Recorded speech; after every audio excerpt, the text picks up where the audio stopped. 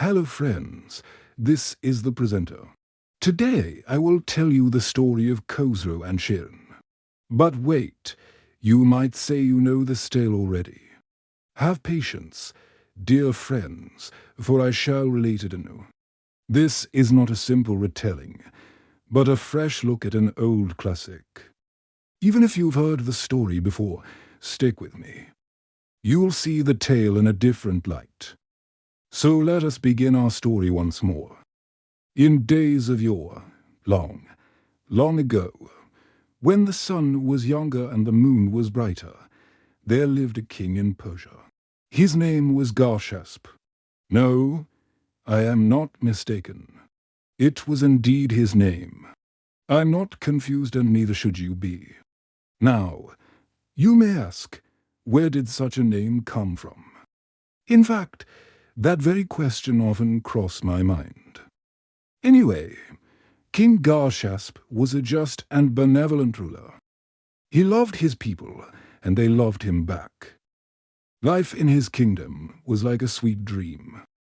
It was prosperous and peaceful. The king's palace, built from shimmering white marble, stood as a shining example of architectural splendor. Its pillars were adorned with intricate designs, and precious gems sparkled on its walls. Inside, the halls were decorated with tapestries depicting heroic deeds and mythical beasts. Everything inside the palace radiated luxury. Despite this opulence, King Garshasp felt a void in his heart. He yearned for a son to carry on his bloodline. Year after year, he prayed to the gods for a child, but his wish remained unfulfilled. However, fate had a plan of its own. One night, while the king slept, a fairy appeared before him. "Oh, mighty monarch," she said, her voice echoing like celestial chimes, "why do you grieve?" King Garshasp poured out his heart, confessing his longing for an heir. The fairy waved her magic wand and uttered an ancient incantation. From the tip of her wand, a sparkling crystal emerged. It glowed with ethereal light and hummed with magical energy. "Place this crystal in your queen's chamber," the fairy instructed, "and soon your wish shall be granted." The king awoke from his slumber, and lo and behold, his wife, the beautiful Queen Shirin, cradled a newborn babe in her arms.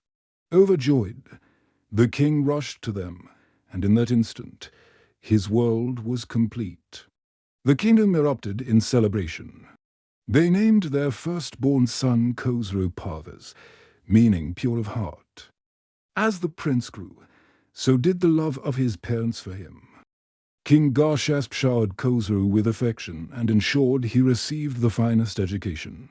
Many courtiers, poets, and scholars gathered at the royal court, eager to impart their knowledge to the young prince.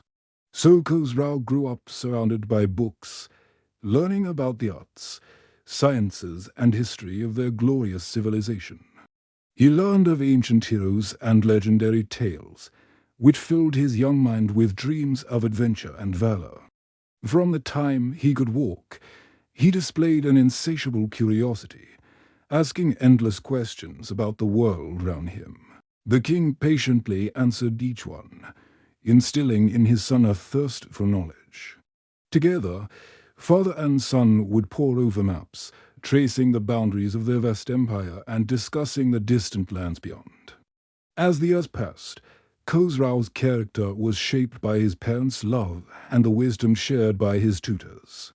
He developed into a young man of exceptional talent and unmatched bravery. Now, despite having everything one could desire, wealth, power, and a loving family, there was one thing missing from Khosrow's life: a companion who could share his joys and sorrows.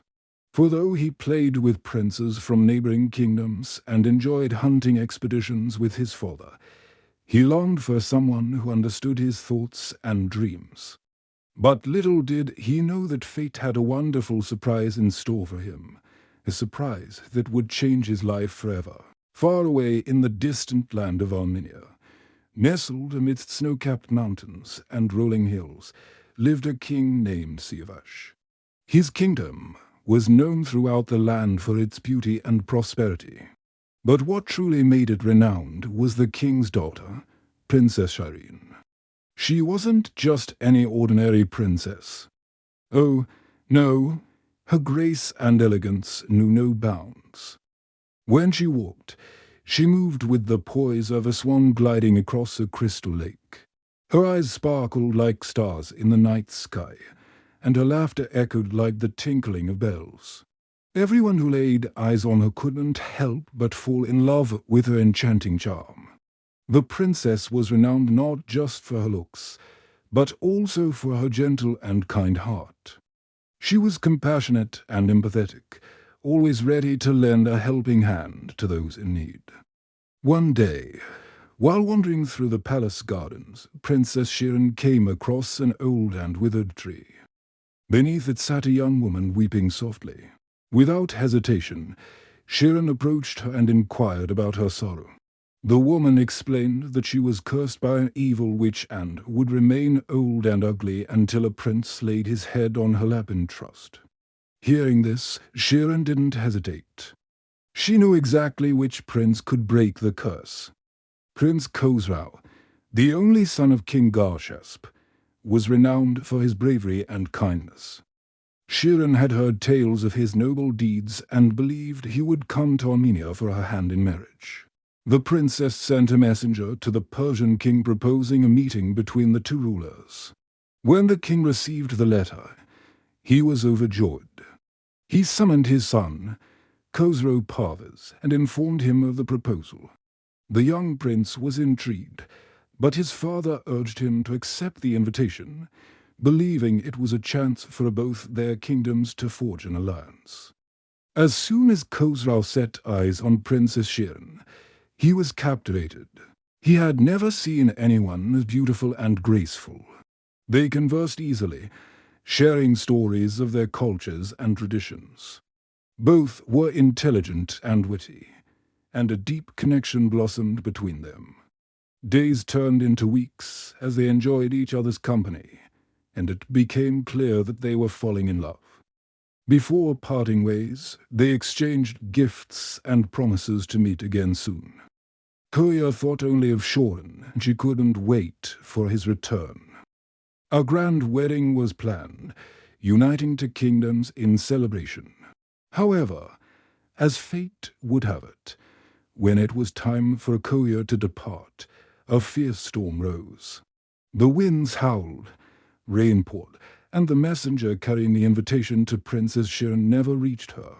The princess waited anxiously for Khosrow's arrival, but as days turned into weeks, hope began to fade. She couldn't understand why he hadn't returned. Finally, a worried King Siavash decided to send a messenger to find out the reason for the delay. On his way, the messenger encountered a band of robbers. They attacked him, intent on stealing his message. But the princess's messenger fought bravely, managing to kill one robber and scare the others away.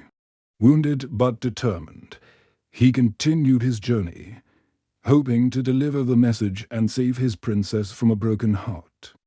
Meanwhile, the injured robber stumbled back to his hideout, where his comrades tended to his wounds. Filled with hatred for the messenger, the robber vowed revenge, swearing to steal the princess's message no matter the cost. When the messenger finally reached Persia, he delivered his message to King Garshasp, who was furious upon learning of his son's supposed betrayal. Rushing to Khosrow, he demanded an explanation. But his son was puzzled. He had loved the princess dearly and would never do anything to hurt her. The king was torn between his love for his son and his duty to his ally. What was he to do?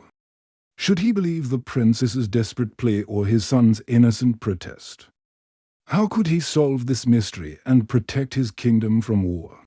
Only time would reveal the answers, and as the clock ticked, the fate of two kingdoms hung in the balance. To be continued. Thanks for listening. If you want to listen to part 2, please comment below. We will post it soon. See you next time.